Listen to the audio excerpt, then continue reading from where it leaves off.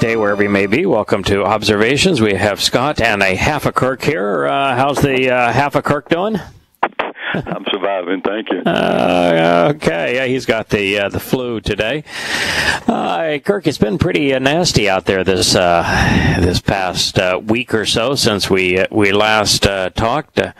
One of the bad things, really, is that Muslims have being incapable of doing anything productive, have decided that maybe the best use of their time is to burn Israel to the ground. You know, it's our land. We want it. We covet it. So let's burn it to the ground. Burn it to the ground. Let's destroy it. Makes sense to me. Oh my goodness. Okay. And then you got, of course, the president-elect Trump, who became president-elect by essentially promising all manner of right-wing awful things to do, has decided that, no, I don't want to be the president really for those who elected me. I want to be a president for all people. We're just all going to get along. And all those promises I made, well, you can just forget about those because that doesn't really matter anymore. Yeah, I kind of thought that was coming. Can you imagine, though, his the two people that are in the highest pecking order for Secretary of State, which of course is the plum job, is General Petraeus. He's the guy that came up with the Awakening program that led to the civil war in Iraq, that broke the country into two pieces, and then led directly to the Awakening program of Petraeus. General Petraeus was the impetus for the Islamic State. The Islamic State grew directly out of that program. Indeed. And so that would be a really fine pick for Secretary of State, the man who's experienced in doing things that are just deplorable. And of course, he's not in the military anymore, and he's not even teaching anymore because he was convicted of inappropriate behavior. Yeah. In fact, what's interesting is that his most recent crime, among his many, is that he put classified information on his personal computer. Well, that's vital if you're going to be Secretary of State. That's a requirement now, isn't it? The president has already been set. We're going to put Hillary in jail for it, but as for my Secretary of State, we want him to be well rehearsed and ahead of time. Funny. And the other person, of course, that he's picking is the man who said that Donald Trump is a fraud. Oh. Our Mormon pal, Romney. You said Ron wrong. What you done there? Oh, God. Can you imagine a person dumb enough to be a Mormon as Secretary of State of the United States? I mean, why not, huh? Why not? I mean, if you're going to all go to hell in a handbasket, let's all jump in. Yeah, the Ohio State had a man wielding a butcher knife and driving a car into a crowd, screaming, of course, Allahu Akbar, with all sorts of Islamic slogans on his computer, and his reading list was from the Islamic State and Al-Qaeda. And you know, the authorities can't figure out what his motive was. You mean that senseless shooting that prior to that, he had an interview where he wanted to be, he was worried about him. He's a Muslim. He said, I'm a Muslim. I want to pray, and I know that's going to cause hostility. Not like it's a secret he was a Muslim. It's so funny. Yeah, what's so funny? What's so funny is that they're justifying his attack by saying that that he was afraid to pray. Yeah. So you can be so warped in your mental capability in journalism that you can say the attack, which was an actual attack where he drove a car deliberately into people he did not know for the express purpose of maiming them, and then jumped out with a butcher knife, and that was justified because he thought he might be harassed if he prayed. Yeah. That's logical. Oh, gosh, that's just brilliant. It's absolutely brilliant. And, of course, I just really love the reason of the ability to reason of Muslims, that the justification for doing these things, for injuring and attempting to kill these people that he didn't even know, was that in, I think it's some country like Myanmar, some country, that America actually has nothing to do with, that Muslims are being raped. Now, I would ask you, what is that? I would ask you, who rapes most Muslim girls? Muslims. I guess Muslim men. Yeah. Who is responsible for gang raping tens of thousands of Christians in Iraq, Syria, Egypt, and Nigeria? The Muslims. That would be Muslims. And this person thinks that it's appropriate as a Muslim for his to defend his religion by trying to maim and butcher people that he doesn't even know. Man, how in the hell could you be that stupid? Well, apparently you can. I mean, it's not that he's that stupid, it's that the press lets him get away with it. They repeat it. Yeah. That's the most tragic. Well, they came out initially, they said it was a gun. Another gun. Oh, yeah. There was a gun. Yeah. For the cop. Yeah. Yeah, that cop shot him. Cop shot him, yeah. Oh, it's... Well, the point you made years ago about Ku Klux Klan, he said the only thing it took for them to do is to expose it for the religious horror that it was.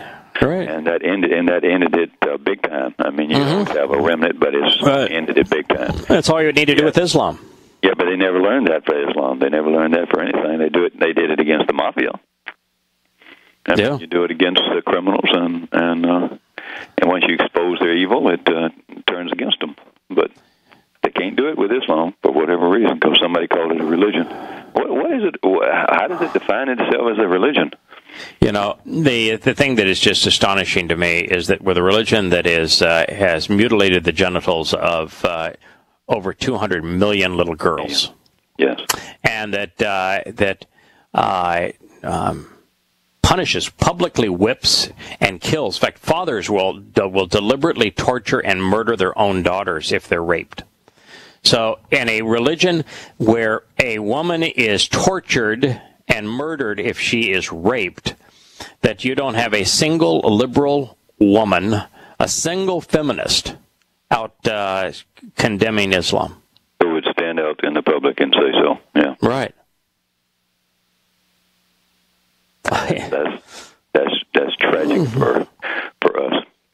It is tragic for us. And so anyway, yeah, that's, God. In fact, but what we're going to do today is we're transitioning in Yahowah. We had begun the second chapter of Yahowah, Isaiah, and as we had begun that, Yahweh was talking about this great reunion that's going to take place, how he's going to build his home for his family on the highest summit of Mount Moriah, which would be up there where there is nothing currently, right above Golgotha, therefore not on the Temple Mount, and that he was going to celebrate there with Gentiles and ultimately with Yehudim. And talked about just how marvelous the empowerment this is going to take place there, and how we're all going to be transformed into light and to just be extraordinarily joyous. You spoke of a gathering of a bunch of a number of Yehudim, of covenant members at your home this prior weekend, and just how marvelous it was to have meaningful conversations about Yahowah and our future. Well, that's the kind of thing that's going to occur. Now, that does not happen in isolation. Context is always important, and that does not happen in isolation. So there is a something that is also has to happen for us to have a family celebration on earth and not have to grimace about all of the religious muck that is going on around the world. So what has to happen for us to be in a situation where 100% of the conversation is joyous? We have to destroy the Babylon and all the remnants of it. Exactly. And fortunately, we are not going to... He does, yes. That is correct. The one that is right to do so, yes. That is correct. Yep. It's a simple situation where he has the ability to do it and will do it, and this is the story then of him doing it. So if you're one of those who is a Christian and you're looking forward to the second coming, well, this is what you're going to experience, and it isn't good.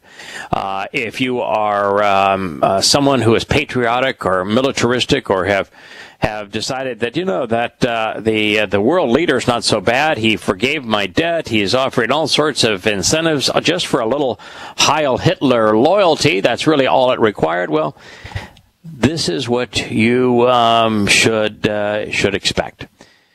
It reads, "Then the haughty and the arrogant, the conceited, the high-ranking officials, those with artificially elevated status, essentially the exalted and the empowered, from Goba, the lofty in dimensions. The appearance, perspective, and perceptions of mankind shall be diminished and degraded.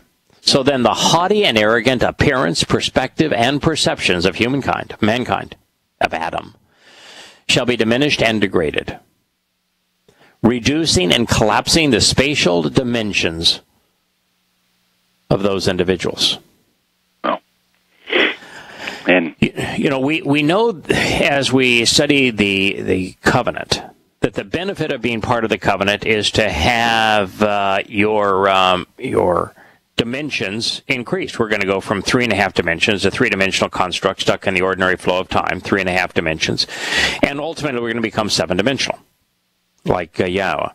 But the interesting thing about the end of the tribulation, about the last 3 years of the tribulation, you reach a point where Yahowah says, it's just over. We're going to play out the last 3.5 years for my timing, but in terms of the opportunity to join my family, it's over. You either join the covenant now, before the tribulation begins, or you endure the incredible torment that is going to be part of it and join in the first 3.5 years of the tribulation, or it's over. And so this is the only period of time where God can say this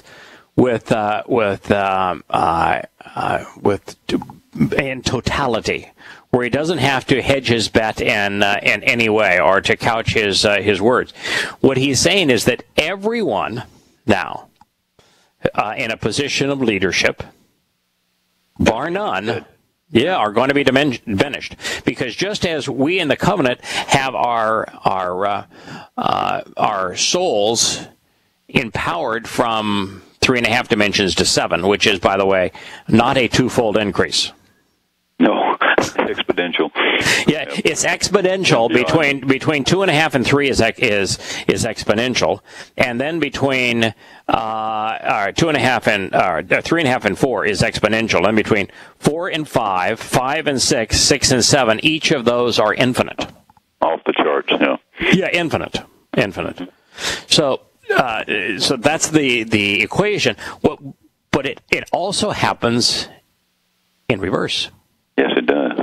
That those who have been opposed to Yahowah, those who are not part of his family, upon his return, they're going to be diminished. And it's the ultimate part of Yahowah that I really like. Totally fair. Yeah. If you're arrogant and empowered in this life, you're a religious leader, you're a world economic leader, you're a world political or military leader, all your power, all your fame, all your pride, all your ego, all those people exalting you. Guess what? Guess what? The most exalted is going to come and diminish you to the existence of a point. You're going to be no more than the period at the end of a sentence. You'll be infinite in time, and then constrained in all other ways. Yeah. It's totally fitting in regards to the, understandable, I should say, in regards to the three options of your soul. Yeah. And it's scientific, as Roy will attest to. Yeah. So everything is scientific, is rational, and is fair. It is fair. Yeah. Yep. So, approaching the most set apart aspect of Yahowah will be inaccessible that day, which is his day. Mm-hmm. What God is saying here is that since everyone who is in a leadership position here, in fact, it's more than just a leadership position, because it's not just, he didn't say, then the haughty and arrogant, the empowered, shall be diminished and degraded. He says, then the haughty and arrogant appearance, perspective, and perception of mankind shall be diminished and degraded. And that would be every socialist secular humanist. Mm-hmm. That would be every religious person that thinks somehow they're better. Yeah. That would be every person who is in a position where they value human institutions, where they value human knowledge, where they value human achievement. So that's just essentially everybody, isn't it, at that point? Yeah, well, they've all taken the mark, too, on top of that. They've always followed by that stage of the game as well. But yes, indeed, even without that, it's still... Yeah, and so God is just saying that because they're going to be diminished, they're on the wrong side of the divide, that approaching the set-apart aspect of Yahowah will be absolutely inaccessible in that day. Yeah, it's much corruption, that has been exposed throughout the media, particularly on Shattering Myth shows and your books and things. It blows me away that so many people are not frightened to be patriotic, or I can't see the logic in it. I mean, if this is true and is irrefutable, why are you clinging to it? That's exactly staggering to me. I mean, what do you have to do to turn around? And they obviously won't. Otherwise, we wouldn't be having this situation here. Yeah. And so here we are. God's saying, nope, it's too late to make that decision. You know how many people say, well, maybe you're right, but I'm going to wait, and when he returns, I'll make my decision at that time. No, you won't. You say John 3:16, and everything be cool. Yeah, right. Yeah, and he's going to say, I don't recall speaking English. I don't recall speaking Greek from which this was translated. And I recall saying that in the context that explains specifically the importance of the Torah. In fact, I recall that that testimony that Yahuwah wrote down in the third chapter of that book, that the first 15 statements were about my meeting with Nicodemus, who was a student of the Torah. All right. And by the way, his name wasn't Nicodemus. I don't even know what his name was, but it most certainly wasn't Nicodemus. Yeah.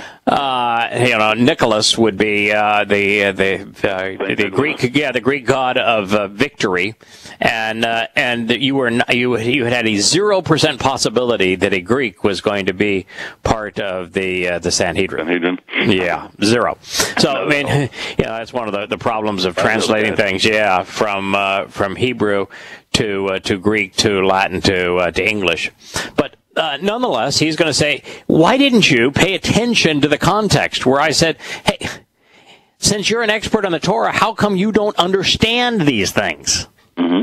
And now you're just saying, well, all I got to do to believe?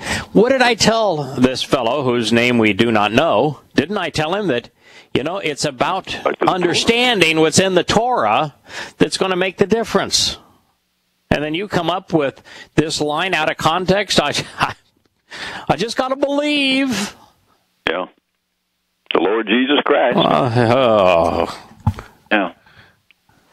And then, he never has to hear the word Lord again. That should scare you. That should scare you. Yeah, I knew all those that are calling me Lord, Lord, are none of those calling me Lord, Lord are going to enter the kingdom of heaven. Oh, well, but we did great things in your name. We cast out demons in your name. We built these mighty cathedrals in your name. And he's going to say, yeah, right. I don't even have a clue who you are. Get away from me. Why won't you just ask him, well, what's my name? Yeah, at that point, then what's my name? What's my name? Oh, Jesus Christ. Well, no, it isn't. No, it isn't. I don't. By the way, I don't have a last name, and I don't have a Greek name.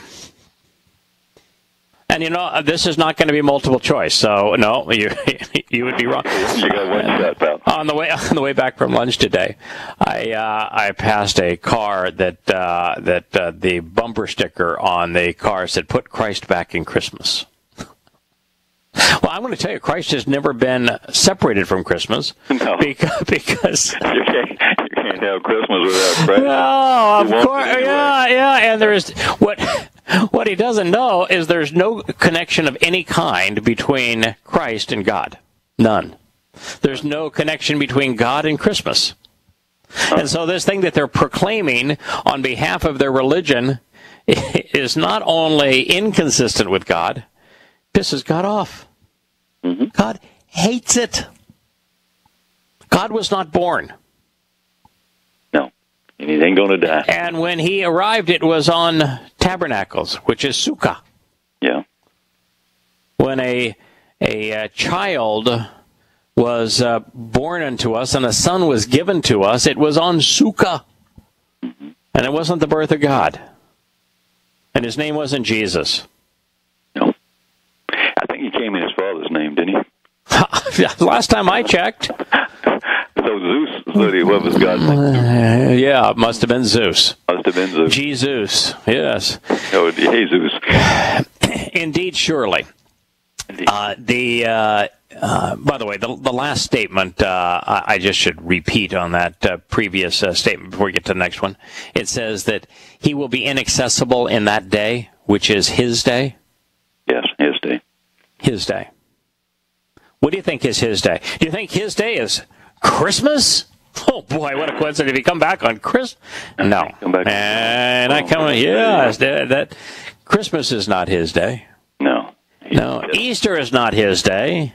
Yeah. Sunday sure as hell is not his day. The 4th of July is not his day. So what is his day? And, he has 7 days, so he says he's going to come back on his day. How would you go about determining which of those 7 is his day? Well, I think it would be the 7th.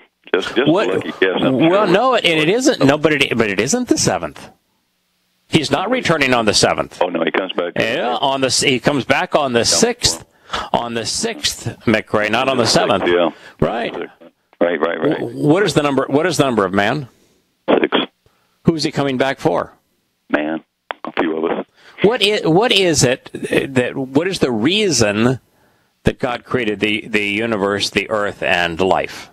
For our family relationship. There you go. And is that family relationship intact now, or is it severed? It's pretty severed right now. Yeah. So what is the single most important day in Yahowah's calendar? If you were to say, hey, God, I need to know, from my perspective, the most important days are Pesach, Matzah, and Bakurim. Mm-hmm. I really like those days. But from your perspective, not my perspective, what is your most important day? Yeah, and he's not going to say Pesach, Matzah, and Bakurim. Those days were for us. Yeah. This was his day. What's his day? The day he gets to reconcile his relationship with his family. Right.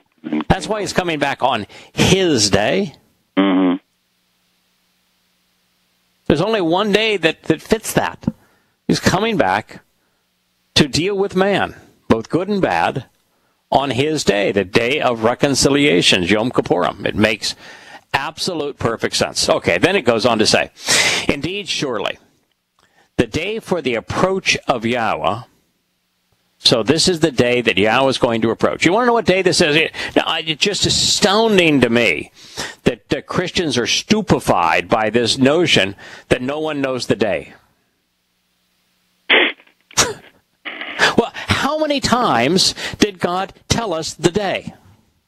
All through the Torah. So are you saying when no one knows the day, are you suggesting that God thinks that those who read his Torah are so blankety-blank stupid that they have no clue what words mean?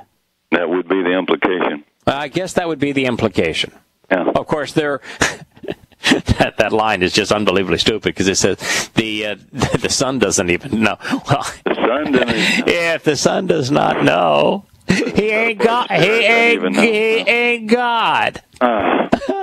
Oh, my goodness, people, think. Okay, indeed, surely, the day for the approach of Yahowah, of the spiritual implements. It's amazing, too, that as many times as Yahowah, and I'm guilty of this, so I'm right there with those that I'm pointing the finger at here. It is amazing that as often as people try to understand, who Yahowah is and what we should call him, that he refers to himself as Yahweh Saba over and over and over again. Over and over and over again. And yet we humans don't ever bother to figure it out. He says, I am Yahweh of Saba. But what is a Saba? And why is he talking about the Saba?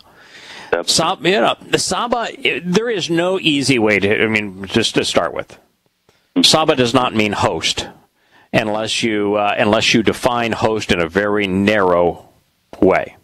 Mm-hmm. And host wouldn't tell you anything. These are not hostesses.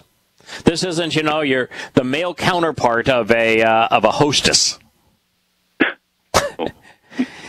The Saba, the best we can study the Hebrew term, means it's those individuals who are spiritual beings who serve as Yahweh's implements and messengers. You see, only a small aspect of Yahweh's presence can enter our world without destroying our world. It's just like if Walt Disney tried to fully enter the world of Mickey Mouse and go from 3 dimensions to 2 dimensions, he would completely obliterate the 2-dimensional world.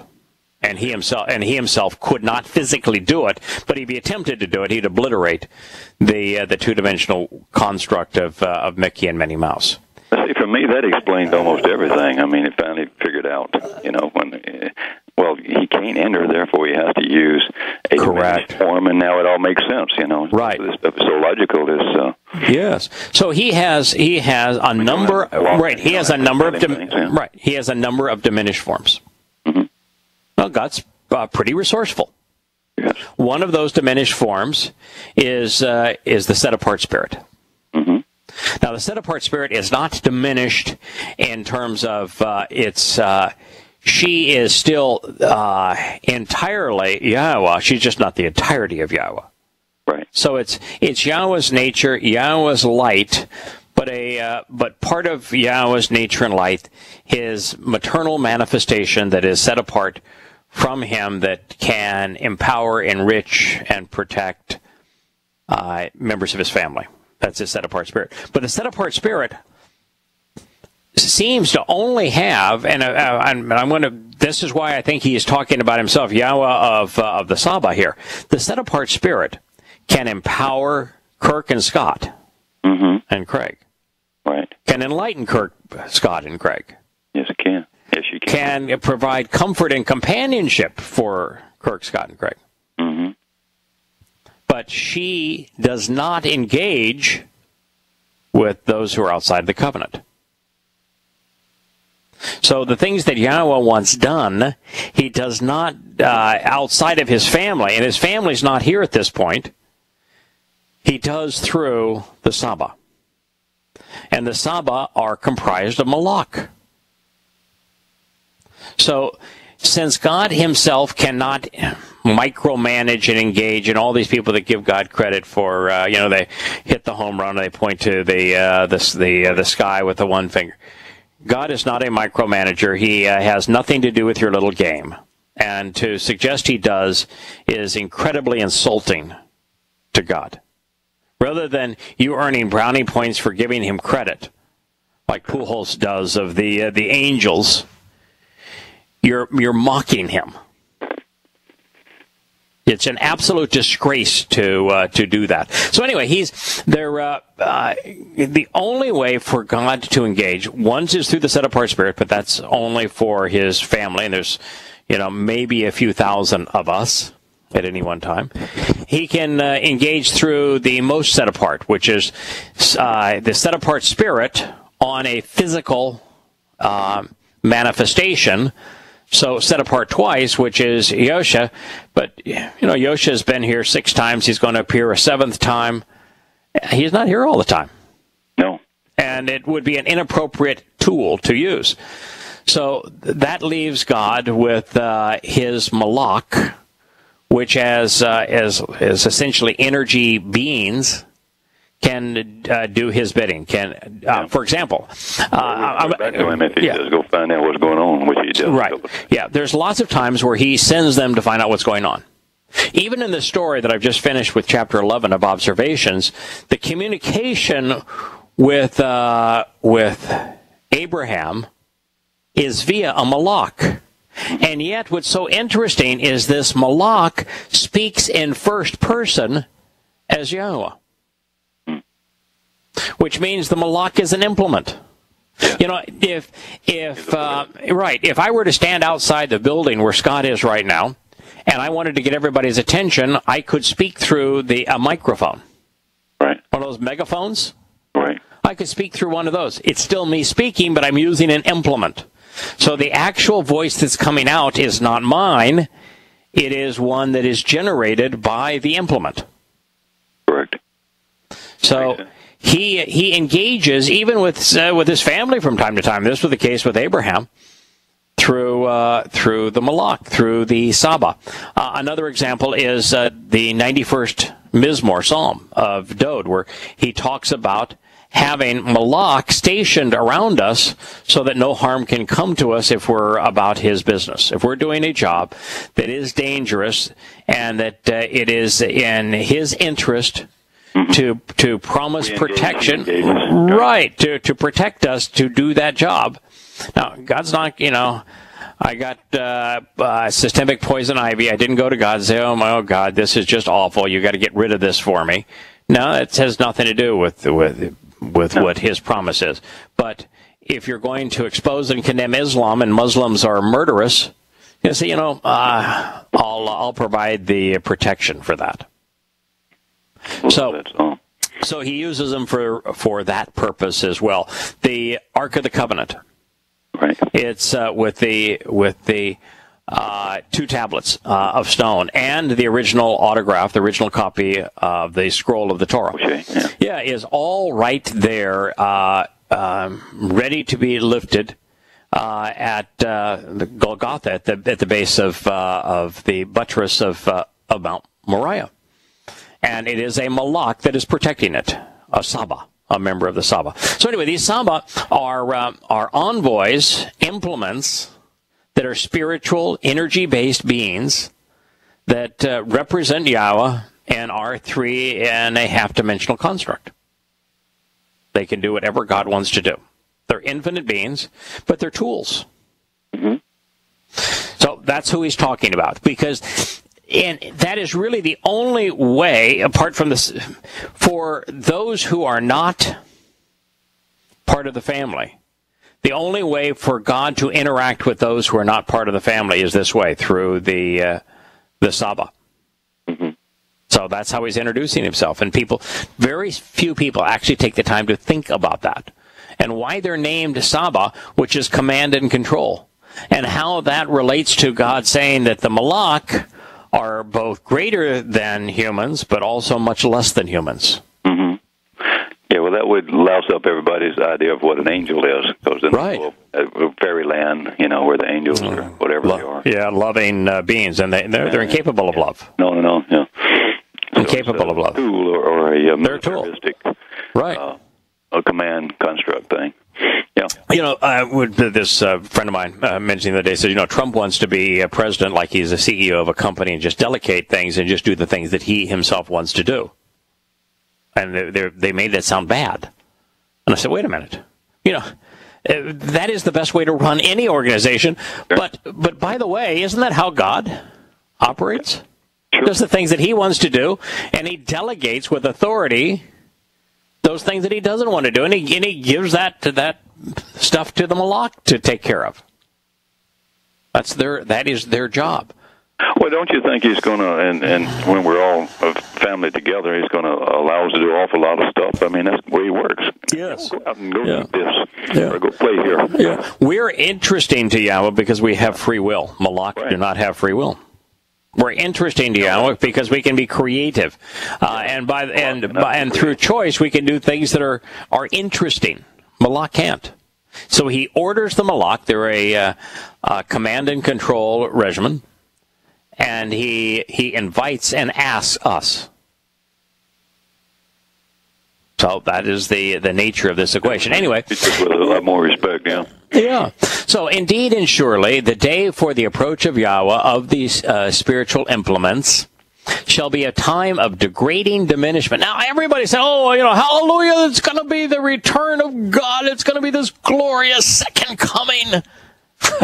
I'm here to tell you, no. God is saying, no, it's going to be a day of degrading diminishment. Mm-hmm. Because the earth needs to be cleansed of religion and militarism and politics and all of the oppressive regimes. And so you just named everything our whole society clings to. Correct. So what else do they respect? Apparently nothing else. So his return is going to be a time of degrading diminishment. He's not coming back happy. The last time he dealt with the earth in this condition was the flood. Was the flood.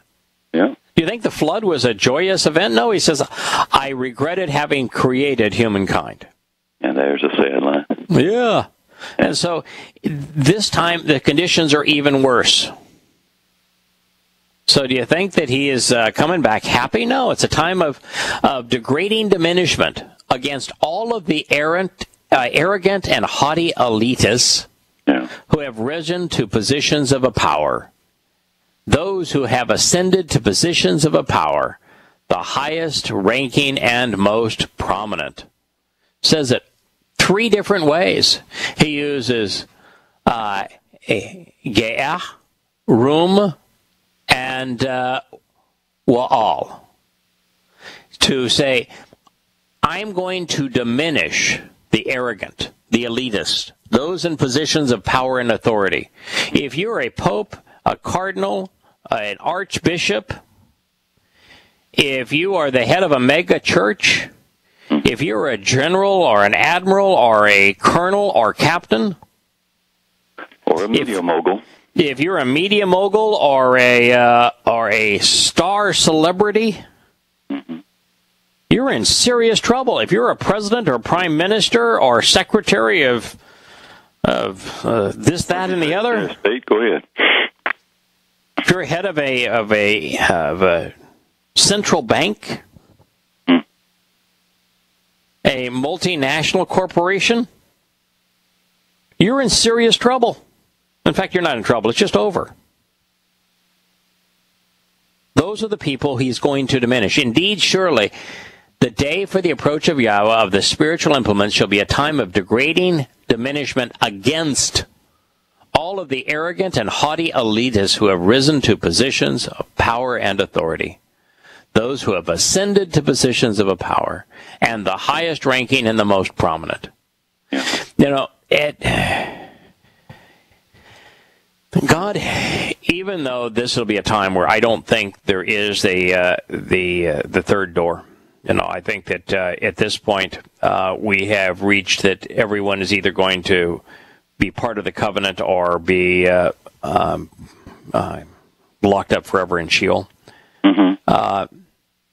God's rage, his animosity, isn't and never has been focused on the victims of politics, the victims of religion. No. The victims of military conquest, the victims of economic conquest. No. And it's always on the perpetrators. I totally agree. And that's what he's saying here, that he's coming against the elitist, those who are empowered, the arrogant, the haughty, those in positions of authority, positions of power, the highest ranking and the most prominent, because they're the ones that have led people astray, and they're the ones that have demeaned and disabled and harmed his creation. They're the ones who have declared war. Well, people forget he's the God of life. Right. The creator of life. He hates it. Stuff. And he hates those who have encouraged the killing. And he says, and I will be upon and against.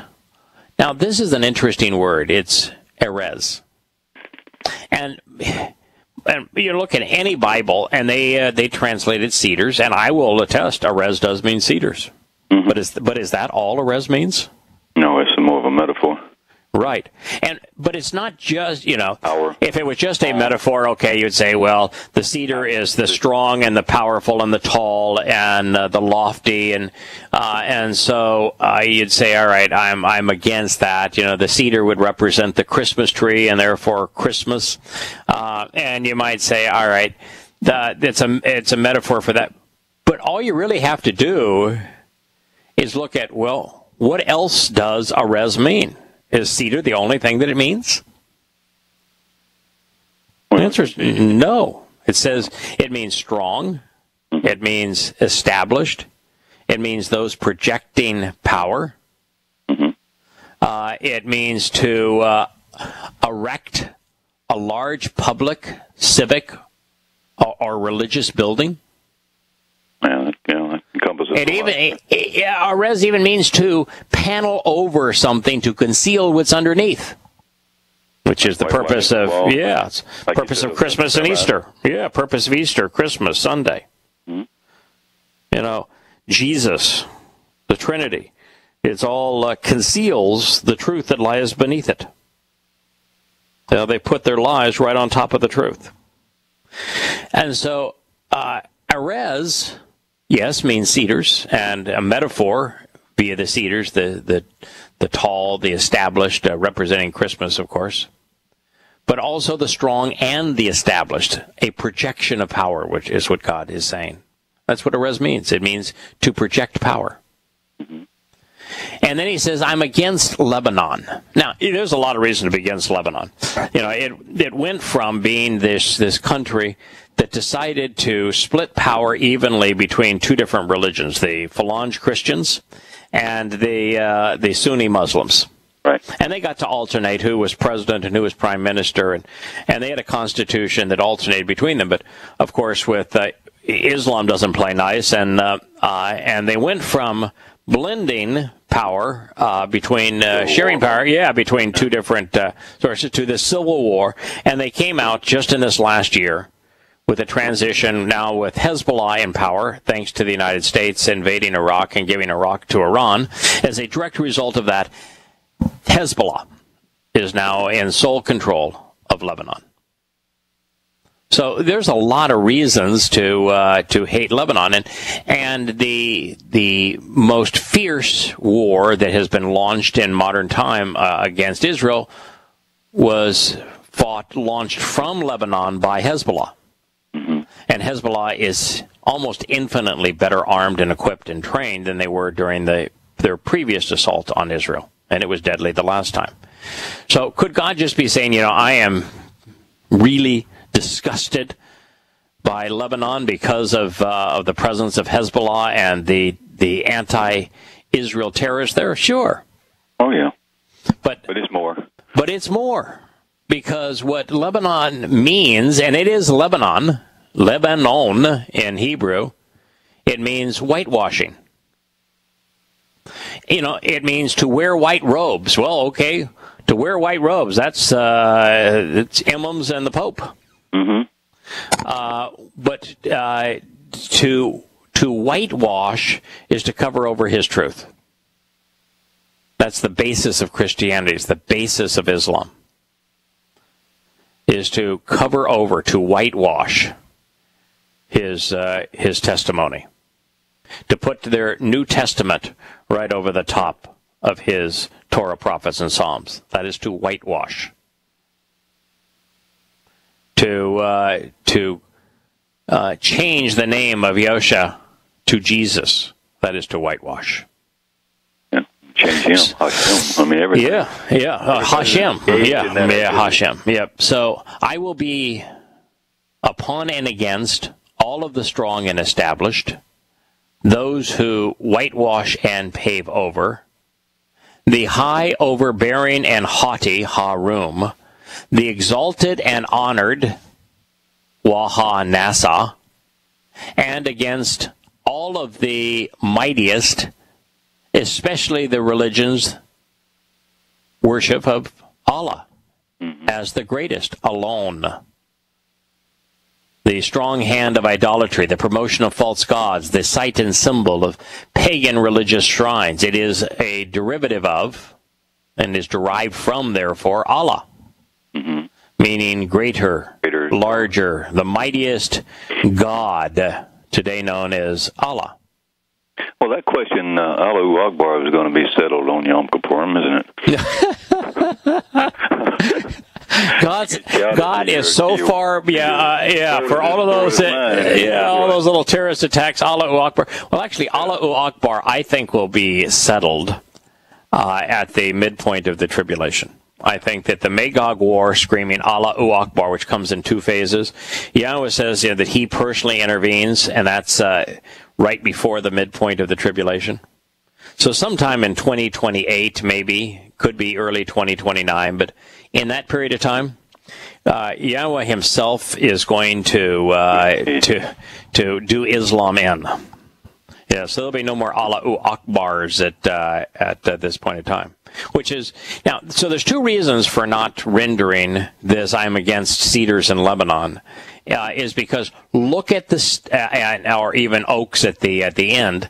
Is you look at the terms that are added to this list. I am against, and then it is this whole host of things. So, and by the way, the I am against isn't actually in the text there. It's just, this is a long sentence. So surely the day for the approach of Yahowah, the spiritual implements, shall be a time of degrading diminishment against. And then it's against all of these things. The arrogant and haughty elitists in positions of authority, those who ascend to positions of power, the highest ranking and most prominent. Those things all have a common trait, don't they? Mm-hmm. Then the next is the strong and established, the Erez, those who whitewash and pave over, the Lebon, the high, overbearing, and haughty, Ha-Rum, the exalted and honored, Ha-Nasa, those who are lifted up, and against all of the religious worship of Allah as the greatest. And then it ends, this is all of the Elon Bashan. Bashan. Now, is God going to tell us, I'm really against, boy, I tell you what, in addition to diminishing the arrogant leaders of the world, I'm going to diminish the oaks of this place called Bashan. No. I'm going to diminish the cedars, and I'm going to diminish Lebanon. I'm going to leave the rest of the world just the way it is, because that's just fine. I'm going to be against and diminish Lebanon, cedars, and oaks of Bashan. If you translated it that way, you'd be absurd. I mean, you'd be you'd be a moron. Ridiculous, yeah. So what is Bashan? This is my planet, and I like it. It's good. Here the animals are good. He's not against the animals. He's not against the trees. Right. No. We know that. Got nothing against a tree. Got nothing against oaks. Got nothing against cedars. No. Invented both of them. Yeah. Both beautiful trees in their own right. Did well, yes. Yes. But these are the Elon, the religious worship of Allah as the greatest, of Bashan. Bashan is the serpent. Bashan means snake. That old snake in the grass, yeah. Yeah, but it's also the disgrace of the lowly and little who tramples underfoot. So Bashan, yeah. Bashan. Oh, no, that's not the deal here. This is God's got a sense of humor. Yeah. The Bashan is to tell us two different things. Okay. That Allah is in fact the serpent. Right. Okay? So first and foremost, in your face, Allahu Akbar, pal. That's the devil. It's the serpent. Satan. Okay. All right? Okay. I'm with you there. But Bashan also means the disgrace of the lowly and little who tramples underfoot. Who is the lowly and little? That's Paul. What religion did Paul conceive? Christianity. What book did Paul write half of? Big. Yeah, he wrote half of the Christian New Testament. I'm against that. Now, the trample underfoot, this is not just the lowly and little. When Yahowah was going through the history of human organizations that he thought were beastly, and he started with Babylon and said that was the first beast that created religion and politics as we know it. And so that's the first beast. But that beast morphed into Persia. And then he said that beast of Persia, so that Persia was essentially evolved from Babylon. All the evil and destructive nature of Babylon was morphed into Persia. And then he said the next beast was the Greece of Alexander the Great. Alexander the Great, yeah. And so all of the evil of Persia morphed into and was manifest by this beastly nature of Alexander the not so great. Mm-hmm. And then he said, as bad as Alexander was, and he was murderous and a sun worshiper and a real scumbag, and a man prone to throw tizzy fits and didn't care how many people he killed. And Alexander the Great, of course, wanted to be worshipped as a god. That as bad as that was, God says what grew out of it was almost infinitely worse. Yeah. Imperial Rome. Well, right. Imperial Rome. Imperial Rome, of course, attacked and destroyed Israel twice. Mm-hmm.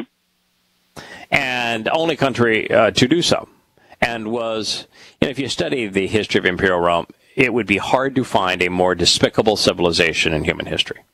But God says, that isn't the beast that I hate the most or that is the most destructive. It isn't Imperial Rome. It's what came out of it. It's what came out of Imperial Rome. There's only one thing that came out of Imperial Rome. Yeah, the Roman Catholic Church. Correct. Roman Catholic Church. And what does he say about the Roman Catholic Church? Because he has one line about the Roman Catholic Church that he uses to distinguish their influence on the world. What do they do to the world? It is described by Bashan. They deceive them. No. What does Bashan mean? Who trample underfoot. Trample underfoot. Trample underfoot is the specific thing that he says about the Roman Catholic Church that causes it to be the single most menacing institution in human history. They trample the whole world underfoot. So this is not just an identification. God's got a sense of humor here. He's identifying the worship of Allah as satanic, but he's saying part of that disgrace that I am against is Pauline Christianity, and most especially the Roman Catholic Church. Well, when you look at it and you're reading it and you see Allah as thrown out, the worship of Allah as the greatest. Mm-hmm. Thrown out, you kind of think, okay, well, you know, Allahu Akbar. But you don't think about it. This little simple part down here, right? Of Bashan, the serpent, and all of a sudden, in lowly and little, that's what Paul's name means. I mean, it's and then trample underfoot. You don't miss a trick. You know, there's 7 billion people. He makes you dig for that one, right? Oh yeah, 7 billion people on the planet, and I don't think there are 1,000 of the 7 billion. That got done. That got to the first part of that, which is that we're not talking about oaks. Allahu was used here to speak of Allah being presented as the greatest, and that the root of the word means to worship, and that the word actually speaks of those kinds of things that those things that are people who incite others to worship a false god. This is from Alul, based upon someone claiming to have received a revelation from the deity with a message that is actually worthless. Well, there's no more worthless book ever written than the Quran. It's the worst book ever written.